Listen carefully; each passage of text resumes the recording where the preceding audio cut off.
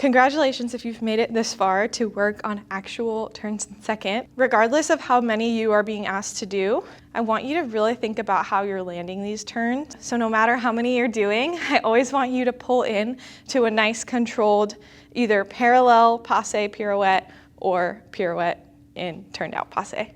And if you're finding that very difficult, make sure that you are really thinking about snatching that leg in, almost like you have magnets on your heel and the side of your knee. Snatching that leg in, make sure that your pelvis is still staying neutral and that your arms are really still supporting you.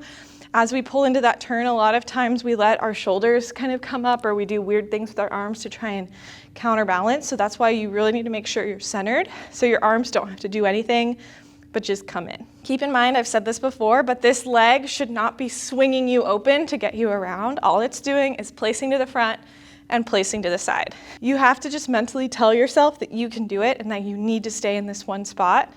Because if you've been doing all of the exercises up until this point, it shouldn't be like a huge stretch for you to do some single leg releves, which is essentially what you're doing in this turn. My other big tip is to just don't let yourself get freaked out by the thought of doing the turns.